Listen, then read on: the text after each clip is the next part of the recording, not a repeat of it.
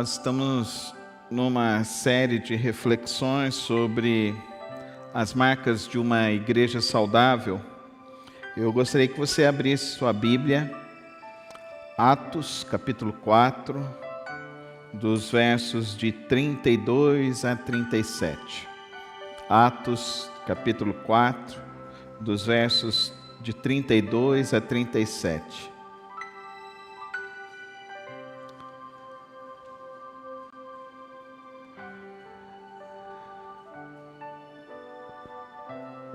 Da multidão dos que creram, uma era a mente e um coração. Ninguém considerava unicamente sua coisa alguma que possuísse, mas compartilhavam tudo o que tinham. Com grande poder, os apóstolos continuavam a testemunhar da ressurreição do Senhor Jesus, e grandiosa graça estava sobre todos eles. Não havia pessoas necessitadas entre eles, pois os que possuíam terras ou casas as vendiam, traziam o dinheiro da venda e o colocavam aos pés dos apóstolos, que distribuíam segundo a necessidade de cada um. José, um levita de Chipre, a quem os apóstolos deram o nome de Barnabé, que significa encorajador, vendeu um campo que possuía, trouxe o dinheiro e o colocou aos pés dos apóstolos. Santo Deus, eterno Pai, traz sobre nós, ó Deus, Tua graça, Tua direção, iluminando os nossos corações, a compreensão de Tua palavra e a compreensão dos desafios que o Senhor tem para as nossas vidas e para a Tua igreja. Usa-me, ó Deus, para anunciar somente da Tua vontade, do Teu querer e do Teu propósito nesta manhã, em nome de Jesus. Amém. Na primeira mensagem sobre as marcas de uma igreja saudável, nós vimos em Atos também o desafio que foi proposto aos apóstolos deles pregarem o Evangelho, e vimos então Pedro pregando o Evangelho e as pessoas se convertendo, 3.000 pessoas se convertendo e que se batizaram nas águas e então adentraram a igreja. Então nós afirmamos naquele primeiro domingo que a marca essencial da igreja é a pregação do Evangelho puro e simples.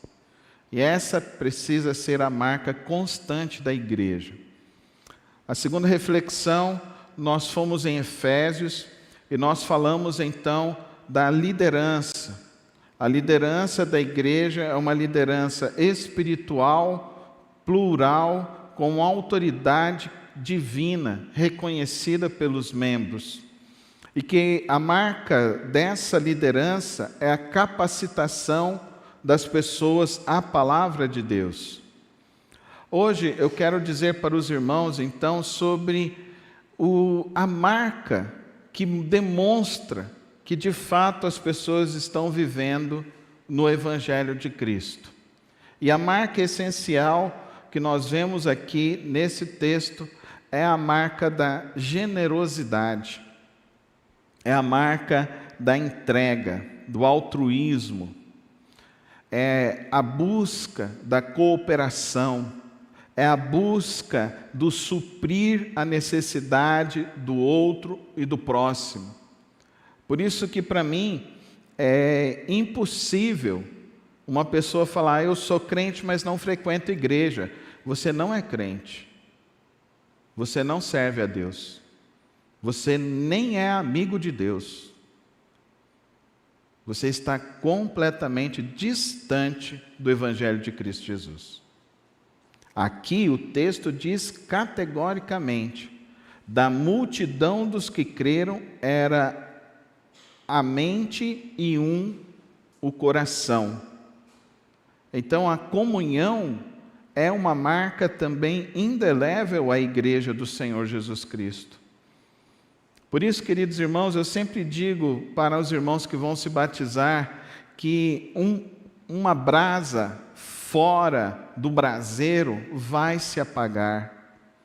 Por isso que eu sempre digo a esta igreja, não se ausente das atividades, dos cultos, das reuniões de oração, das reuniões dos ministérios, porque isso é que fortalece a sua vida no dia a dia.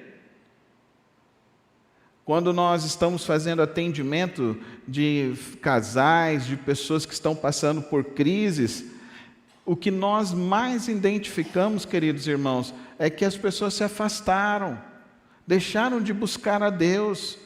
E eu sempre pontuo esse aspecto, porque esse aspecto é um aspecto importantíssimo. Porque é quando nós estamos em comunhão que nós vamos poder nos envolver e orar uns pelos outros. Sem esse uns pelos outros, queridos irmãos, não ocorre de fato essa experiência no corpo de Cristo. Entrar para assistir um culto e ir embora, não quer dizer que você é da igreja. Entrar na igreja e você saber da dificuldade do próximo, isso é generosidade. Quem gera isso é o Espírito Santo de Deus. Isso é solidariedade. O solidário é aquele que sai além de si e preocupa-se com o outro, deixando o seu para buscar o outro. Nessa igreja, então, o desafio não é que você venha aqui para receber uma bênção. O nosso desafio é que você entenda que você já é abençoado. Amém, irmãos? Não senti firmeza. Não senti firmeza nisso aí, não. Amém, irmãos? Amém. Você já é abençoado com todas as sortes de bênçãos espirituais. Deus te abençoa e a nossa bênção é Jesus Cristo. Amém, irmãos? Por isso que o teu coração não deve estar preocupado com o resultado de eleição. Não tira o seu coração de Jesus Cristo. Porque qualquer projeto fora de Jesus Cristo é falho. E sendo falho, resulta em dissabor para a sua vida. Saiba disso. A tua alegria precisa ser Cristo Jesus. Da multidão dos que creram, eles tinham só um coração. E o coração deles estava em Cristo Jesus. E os apóstolos saíam para anunciar a ressurreição do Senhor Jesus Cristo. Para anunciar que Cristo invadiu a vida deles, invadiu todo esse nosso plano de existência e trouxe para nós a verdadeira esperança, a ressurreição. Diz comigo, a minha esperança é Jesus Cristo, porque Ele ressuscitou dos mortos e vive para sempre. Essa é a nossa esperança, Jesus Cristo. Então, quando você acorda todos os dias, você olha para a vida que tem diante de você, então você diz assim: nada pode me parar, porque nem a morte parou a Jesus Cristo. Amém, irmãos? Coloca a tua vida em Cristo. É lógico, todo mundo gosta de torcer. Ontem até eu estava torcendo. E olha que eu não gosto de nenhum dos dois times, né? Do Flamengo e do Atlético. Mas eu não sei, ontem me deu vontade de torcer para o Flamengo. E eu estava torcendo para o Flamengo ontem. E como é bom quando o time ganha, né? Você está torcendo, mesmo que não é o seu time, você fica, nossa, que legal, foi bom, valeu a pena, né? Mas um golzinho só, eu falei, esse time não é tão bom, é melhor o meu São Paulo mesmo. Mesmo ficando anos e anos sem jogar, sem chegar à final de nada, então... as glórias do passado, como diz nosso hino. Mas é bom torcer. Mas a tua alegria não pode estar na tua torcida, em nenhuma disputa, em nada. Coloca a mão no teu peito e diz: a minha alegria é Jesus. É Ele que é a tua alegria, meu irmão. Só Ele, só Jesus Cristo. E se de fato você entregou a sua vida a Cristo Jesus, esse texto então já nos fala de 3 marcas que a tua vida precisa carregar. A primeira é a solidariedade. Você precisa ser uma pessoa solidária. Você não pode ser materialista. Você não pode ser narcisista. Você não pode ser avarento. Você não pode achar que as coisas são só para você. Você não pode achar que tudo que acontece aqui na igreja é só para te agradar. Não, irmão. Você tem que vir aqui para servir e servir os outros, servir o próximo. Tudo é para agradar o próximo. Tudo é para agradar a Deus. Essa é a marca indistinta da igreja, do povo de Deus. A segunda marca nós já falamos aqui, que é esse aspecto da unidade. Da unidade na palavra, da unidade da nossa fé, da unidade do nosso Salvador, da unidade da nossa esperança, da unidade da nossa motivação, que é Cristo Jesus. É essa unidade. É nessa unidade que nós devemos ter. É nessa unidade que nós devemos viver. Essa semana eu ouvi um testemunho num desses podcasts. Nem era de crente, mas eu estava falando com um norte-coreano, e esse norte-coreano estava dizendo como que ele e a família saíram, e por que eles saíram da Coreia do Norte. Eles saíram da Coreia do Norte porque eles eram cristãos, e a Coreia do Norte persegue quem é cristão. E diz que no processo da saída deles da Coreia do Norte, eles caminharam 3 dias por um deserto até chegar na China e conseguirem chegar numa casa. E nessa casa deu abrigo para eles. E quando eles chegaram nessa casa, eles perceberam que aquelas pessoas que também moram num país comunista que persegue cristão, naquele país, naquela casa, na hora que eles chegaram, eram crentes. Eram irmãos na fé, que os abrigaram ele, a mãe, o pai e a avó. A avó já estava quase morrendo. Ele e o pai estavam carregando a avó, que estavam atravessando. Porque a característica do comunismo e do socialismo, que o socialismo é irmão gêmeo do comunismo, é essa: esvaziar a fé das pessoas, tirar a fé de Deus, tirar a fé de Cristo e colocar no Estado. Por isso que Marx fala no seu livro que a religião é o ópio do povo. Por isso que eles gostam de perseguir cristãos e destruir a igreja, porque a igreja empodera as pessoas. Porque você leva essa mensagem de fé, Cristo ressuscitou, no seu coração. Amém, irmãos? Você leva no seu coração.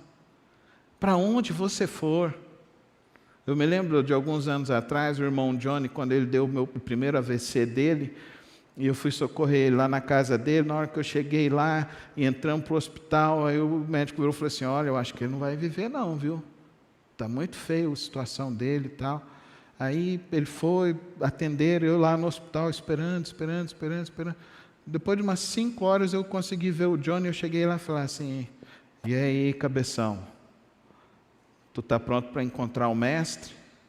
Aí ele olhou para mim assim, a cara dele encheu de paz e falou assim: Carlos, se for hoje, eu sei que eu cumpri a minha missão. Eu falei: amém, Johnny. Amém, cabeção. Só que não vai ser agora não. Deus te trouxe aqui para você ganhar esse povo que está internado aqui nessa UTI. Eu trouxe até uns folhetos aqui para você. Eu sei que não pode, mas você vai evangelizar esse povo.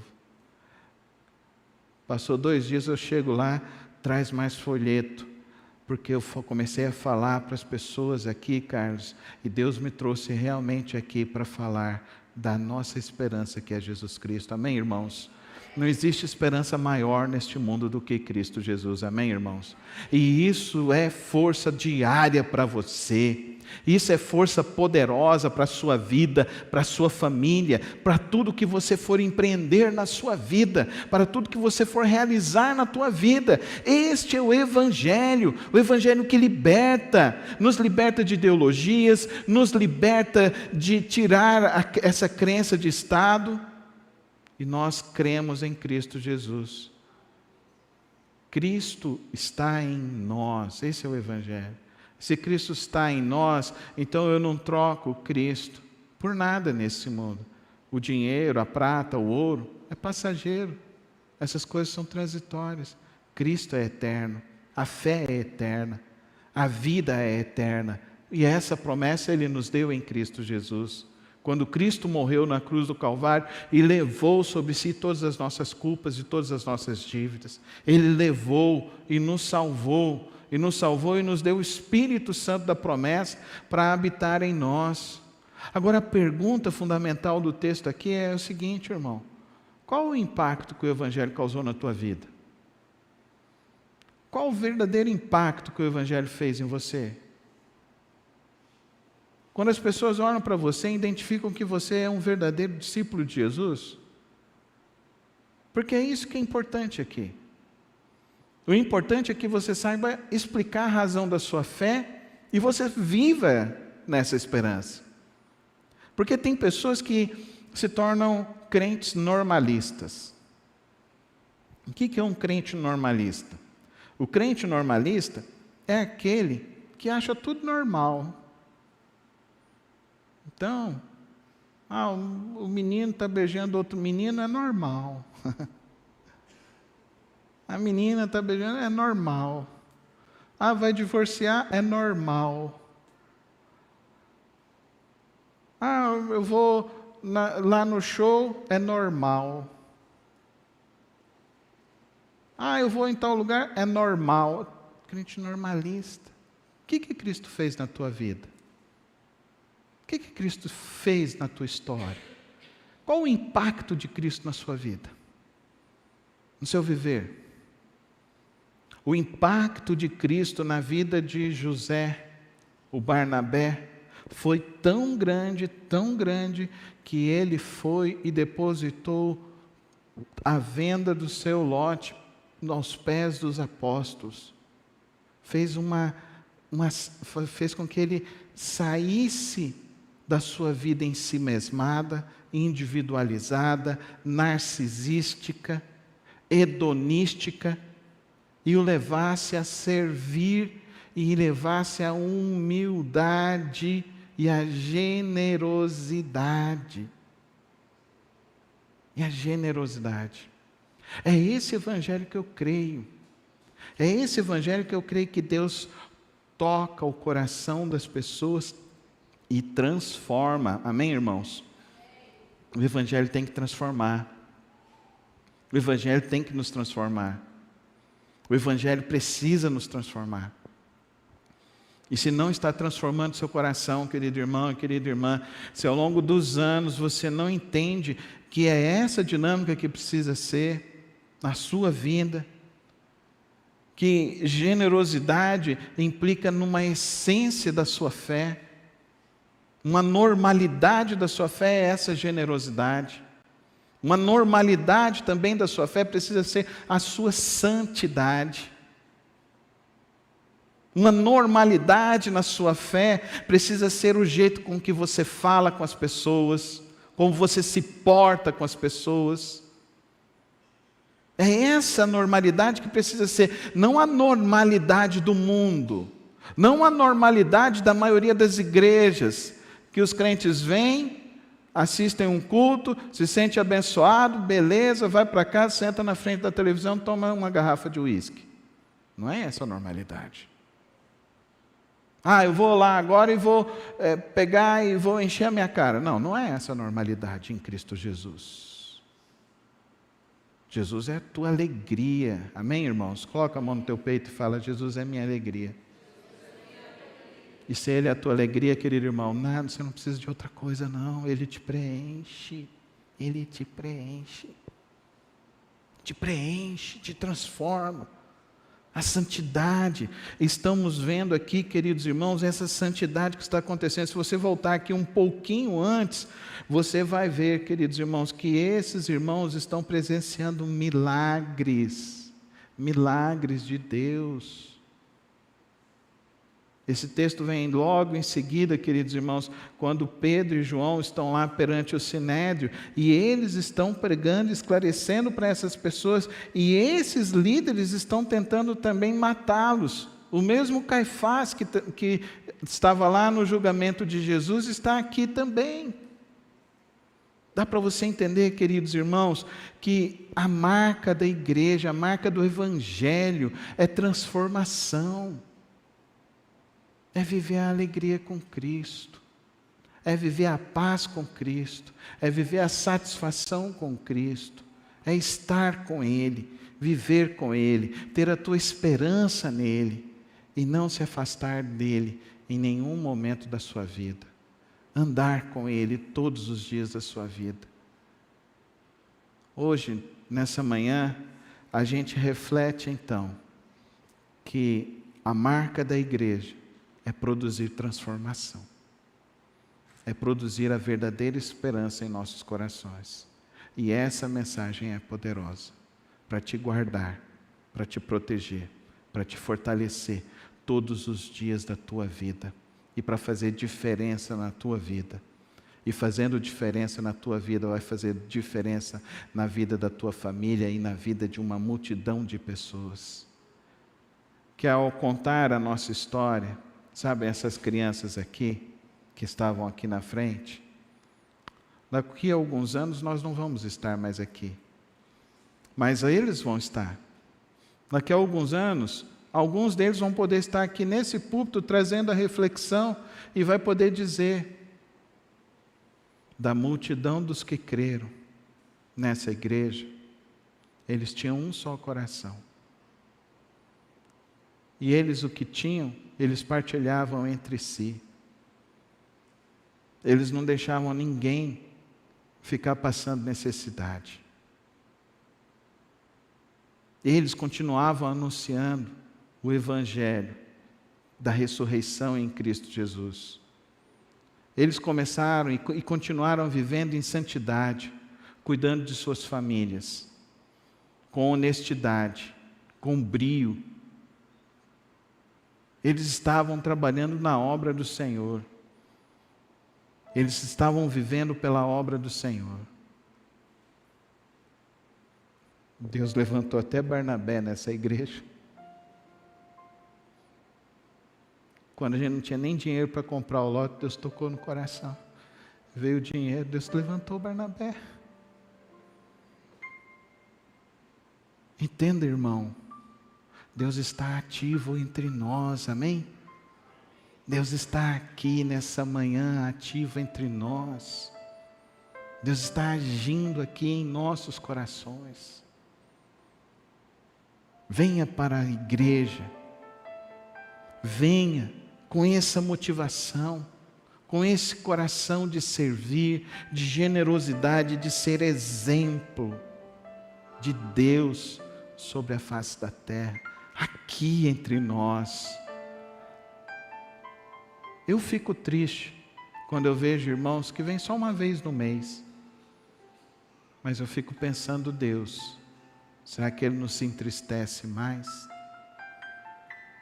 Eu fico triste de saber que alguns saem, vão embora, por coisas pequenas.